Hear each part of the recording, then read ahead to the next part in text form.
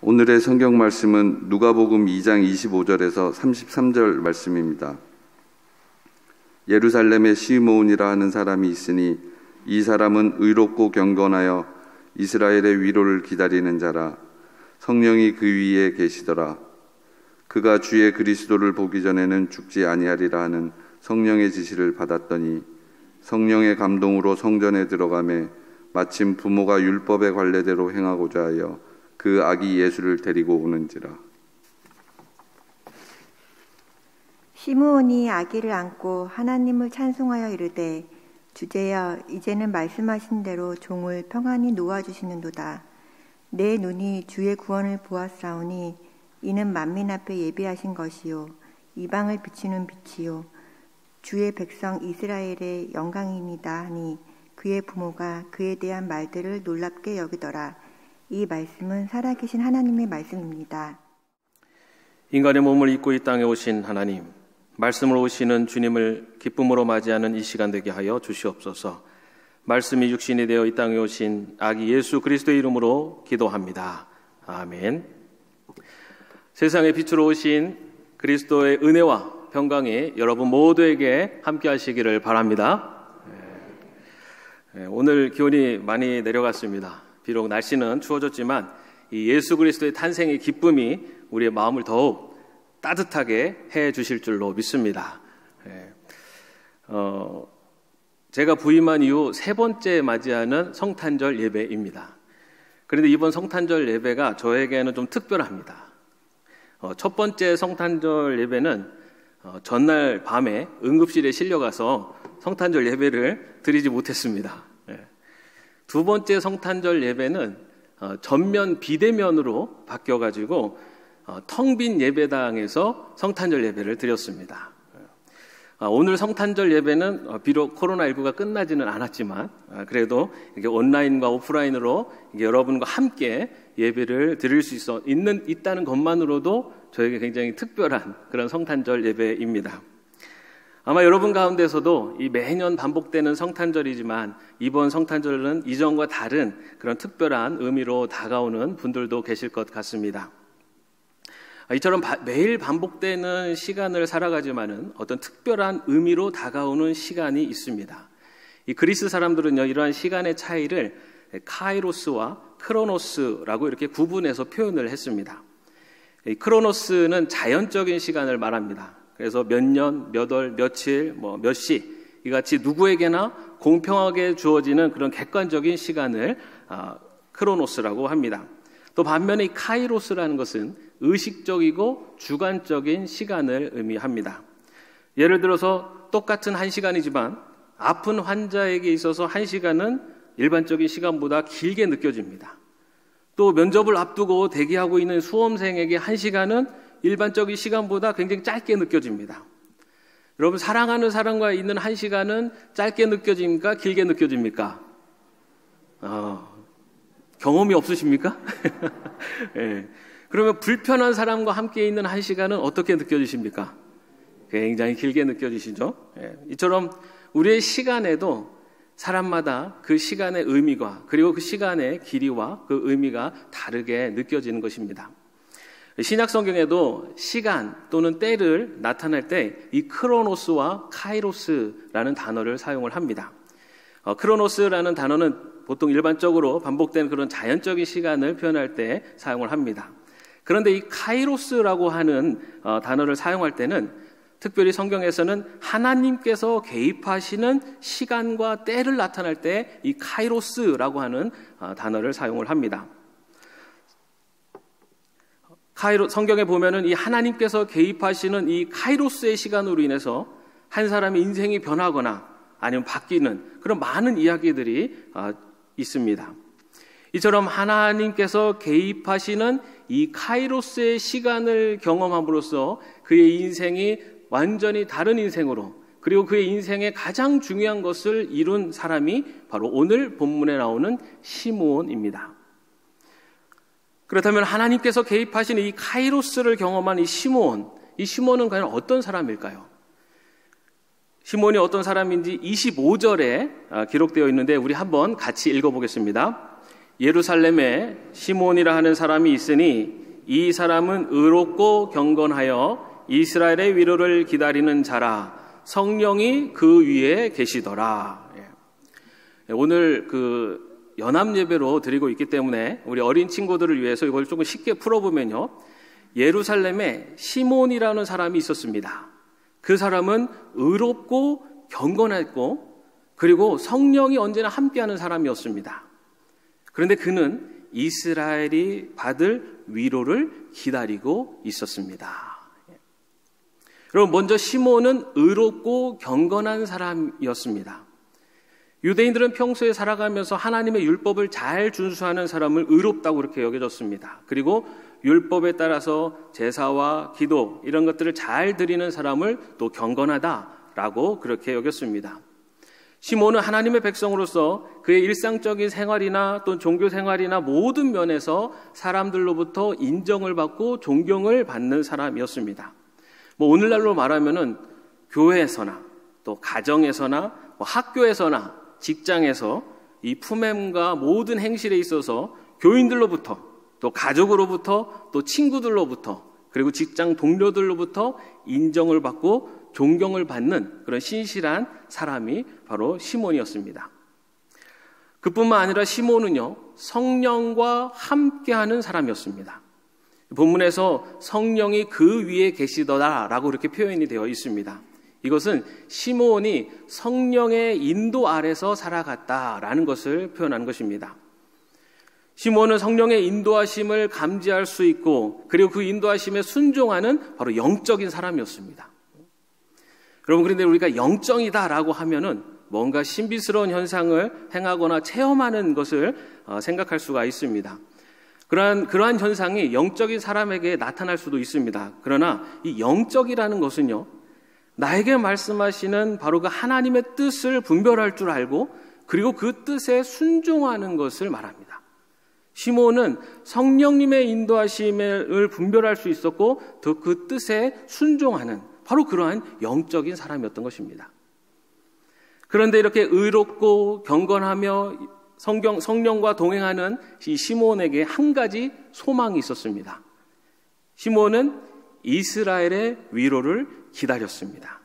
이 당시 유대인들은요, 이 로마 제국에서 하나님의 백성을 구원해내고 또 이스라엘 나라를 다시 세우실 그런 메시아, 헬라어로는 그리스도를 기다리고 있었습니다. 시몬도 하나님께서 약속하신 그 그리스도가 오시기를 간절히 기다렸습니다. 시몬이 얼마나 그리스도를 기다렸는지 그리스도를 눈으로 보기 전에는 죽지 않으리라 라고 하는 그런 성령의 지시를 받기도 했습니다. 당사자가 여기 있어서 좀 당황스러울지도 모르지만 저희 집 막내가 엄마에게 이런 질문을 했답니다. 엄마, 만약 엄마가 하나님은 아니지만 하나님처럼 뭐든지 할 수 있는 파워를 가진다면 하고 싶은 게 뭐예요? 굉장히 심오한 질문이죠. 그 질문을 두고 아내가 할아버지, 할머니, 우리 가족 모두 건강하고 행복하게 살다가 하나님 나라에 가는 거? 이렇게 얘기를 했습니다. 그랬더니 막내가 엄마, 정말 실망해요 라고 대답합니다. 그러면서 엄마, 지금 이 세상에 굶어 죽고 있는 사람이 얼마나 많고 자연재해로 죽는 사람이 얼마나 많은데 그 사람들을 살리는 데 그 힘을 써야 하지 않겠어요? 제 아들입니다. 저도 거기까지는 생각을 못했는데 그 말을 했다고 하니까 좀 대견해 보이기도 했습니다. 여러분은 살아가면서 가장 바라는 소망이 무엇입니까? 우리 어린이들은요, 아마 어젯밤에 가장 큰 소망을 갖지 않았을까? 산타 할아버지가 오시는 어젯밤에 가장 큰 소망을 갖고 있지 않았을까라는 생각을 해봅니다. 어떤 어린이는 아마 그 큰 소망을 이룬 어린이도 있겠고, 어떤 어린이는 원하는 소망을 이루지 못한 어린이도 있을 것 같습니다. 산타 할아버지한테 원하는 선물을 받지 못한 어린이들은 또 산타 할아버지를 좀 이해를 해주셔야 됩니다. 요즘 코로나19 때문에 이 산타 할아버지도 상황이 별로 안 좋다고 합니다. 그래서 내년에 정말 원하는 선물을 산타 할아버지한테 받기 위해서 코로나19가 빨리 종식되도록 우리 어린 친구들도 함께 기도해 주시기 바랍니다. 시몬이 간절히 원했던 소망, 그것은 다른 것이 아니었습니다. 이스라엘을 구원해 주실 그리스도를 만나는 것, 그것이 그의 마지막 가장 큰 소망이었습니다. 그런 소망을 품고 시몬은 의롭고 경건하게 그렇게 매일매일의 삶을 살아가고 있었습니다. 그러던 어느 날 시몬은 성령의 이끌림을 받아서 예루살렘 성전으로 들어갔습니다. 당시 예루살렘 성전은 매우 크고 화려했습니다. 성전을 중요하게 생각하는 이 유대인들로부터 지지를 받기 위해서 이 헤롯 대왕이 아주 크고 웅장하게 예루살렘 성전을 건설했기 때문입니다. 성전 전체의 크기가 약 14만 제곱미터, 축구장 크기 약 20배 정도의 크기였습니다. 그리고 성전에서는 절기 때마다 많은 사람들이 모여서 며칠씩 제사를 드렸습니다. 다른 나라에 사는 이 디아스포라 유대인들은요, 이 예루살렘 성전에 가서 제사 드리는 것이 그들의 평생의 소원이었습니다.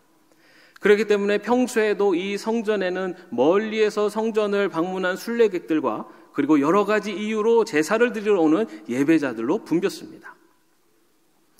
순례객들과 방문자들로 붐비는 이 넓은 성전에 시몬이 들어갔습니다. 그런데 그 많은 사람들 중에 이 시몬의 눈에 들어오는 부모가 있었습니다. 우리 27절 말씀 한번 같이 읽어보겠습니다. 성령의 감동으로 성전에 들어가매 마침 부모가 율법의 관례대로 행하고자 하여 그 아기 예수를 데리고 오는지라. 시몬에 들어온 그 부모는 우리가 아는 것처럼 요셉과 마리아였습니다. 요셉과 마리아는 원래 나사렛이라는 동네에서 살았습니다.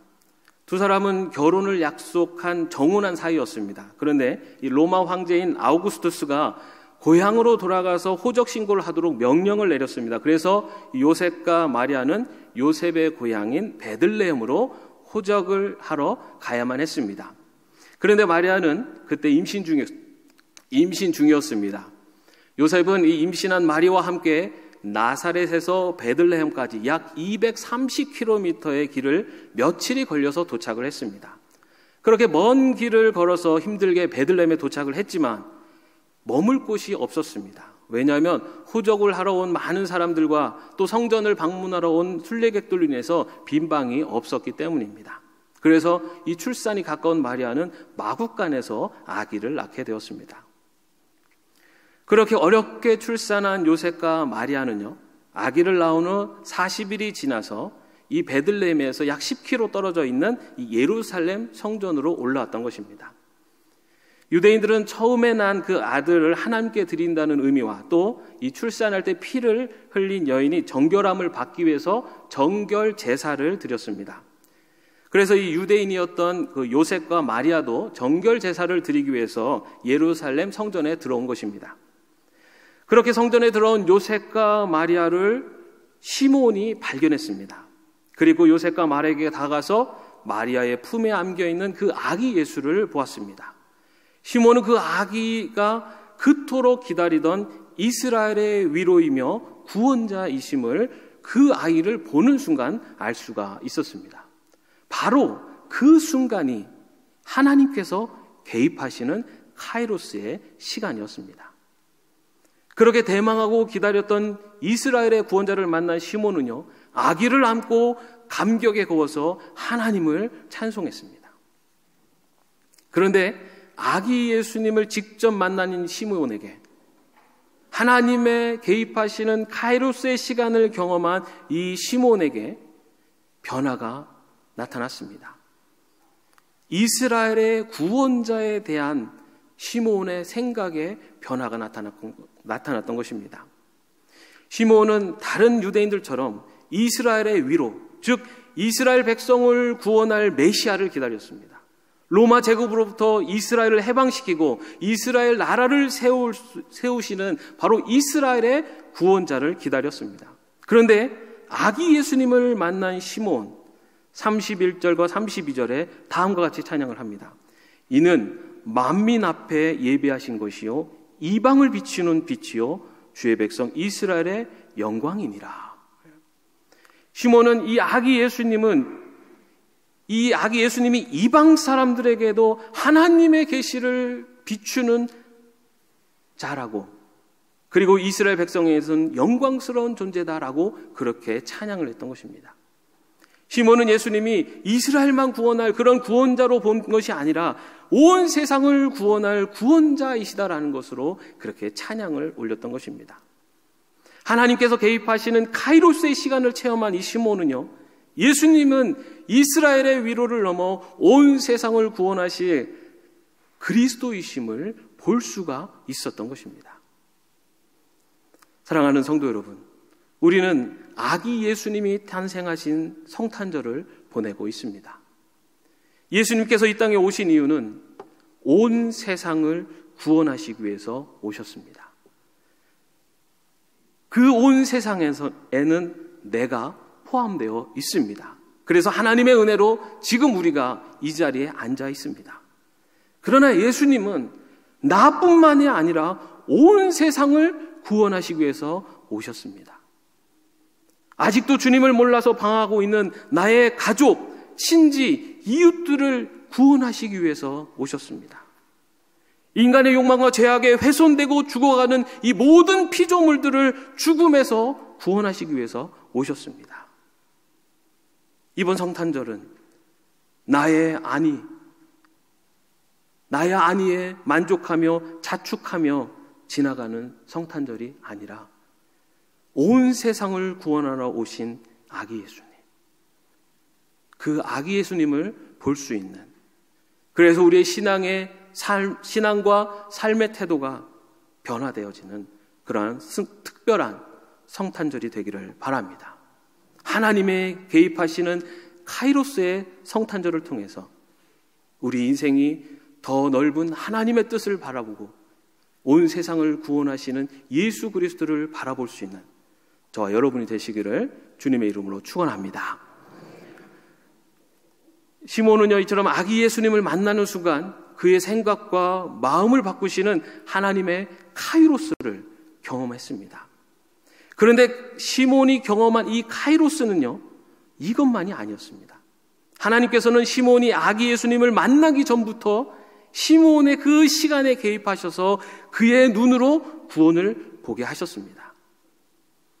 요셉과 마리아는 아기 예수와 함께 예루살렘 성전에 들어왔습니다.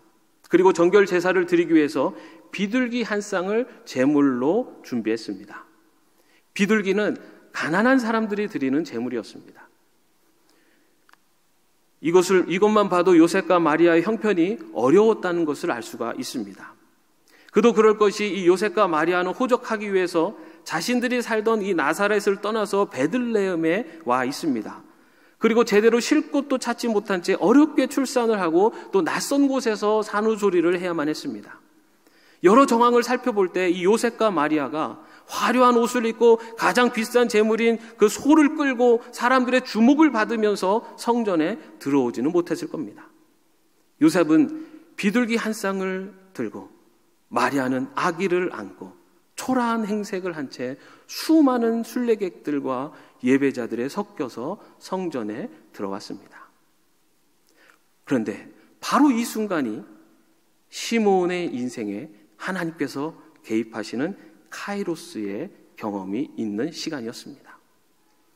시몬은 하나님께서 개입하신 이때를 내 눈이 주의 구원을 보았사오니 라고 고백을 합니다. 시몬은 성령의 감동에 순종하여 성전에 들어왔습니다. 성전에는 순례객과 예배자들로 붐볐습니다. 화려한 옷을 입고 값진 제물을 들고 눈에 띄는 사람들도 있었습니다. 그러나 하나님께서는 시몬의 시간에 개입하셨습니다. 많은 사람들 가운데 섞여있는 초라한 행색을 한 그 부모의 품에 안겨있는 그 아기가 그리스도이심을 볼 수 있게 하셨던 것입니다. 김진홍 목사님이 쓰신 새벽을 깨우리로다라는 책에 나오는 일화 중에 하나입니다. 김진홍 목사님이 두레교회를 처음 목회하실 때 상황도 너무 버겁고 또 목회가 너무 힘들어서 교회 몰래 도망칠 마음을 먹었답니다. 그래서 마지막으로 도망치기 전에 동네를 한 바퀴 이렇게 돌았습니다. 그러다가 한 집을 지나는데 이게 방문이 살짝 열려 있고 그 앞에 아이들의 신발이 나란히 놓여져 있었습니다. 신발이 있는 것으로 보아서는 그 방 안에 아이들이 있는 것 같은데 아무런 인기척도 들리지 않았습니다. 그래서 방 안에 살짝 들여다봤더니 방 안에 아이들이 이불 한 장을 나란히 덮고 누워 있었습니다. 자세히 살펴보니 아이들이 그동안 먹지 못해서 힘이 없어서 그렇게 가만히 누워 있었던 겁니다. 길거리에서 행상으로 하루하루 살아가던 부모님이 단속에 걸려서 유치장에 잡혀있는 바람에 먹을 것이 없었던 아이들이 못 먹어서 기운이 없어서 부모님이 오실 때까지 가만히 누워 있었던 것입니다. 김진호 목사님은 이 교회를 떠날 때 쓰려던 돈으로 급하게 당장 먹을 수 있는 빵과 우유를 사왔습니다. 그리고 그 아이들을 깨워서 그 빵과 우유를 먹게 했습니다. 이 아이들이 먹는 것만 확인하고 이제는 교회를 떠나려고 했습니다. 그런데 빵과 우유를 먹으면서 웃으면서 바라보는 그 아이의 얼굴에서 웃고 계시는 예수님을 보게 되었습니다. 먹을 게 없어서 굶주려 있던 아이들을 통해서 예수님을 만나게 된 것입니다. 그 이후 얘기는 책을 구해서 한번 읽어보시기 바랍니다. 여러분, 양과 염소에 비유해서 양으로 분류된 자들에게 예수님께서 양으로 분류된 자들이 예수님께 이렇게 물었습니다. 우리가 언제 주께서 줄이신 것을 보고 잡수실 것을 주었고 나그네 되었을 때 영접하였고 헐벗었을 때 입을 것을 주었고 병들었을 때 돌보아 주었고 감옥에 갇혔을 때 찾아주었습니까? 라고 물었습니다. 그때 예수님께서 이렇게 말씀하셨습니다. 내가 진정으로 너에게 말한다. 너희가 여기 있는 내 형제 자매 가운데 지극히 보잘것없는 사람 하나에게 한 것이 곧 내게 한 것이다. 우리는 성탄절을 보내고 있습니다. 2000년 전에 이 땅에 오신 예수님은 오늘도 우리에게 찾아오십니다. 때로는 학교에서 왕따를 당하고 외로워하는 친구의 모습으로 찾아오십니다.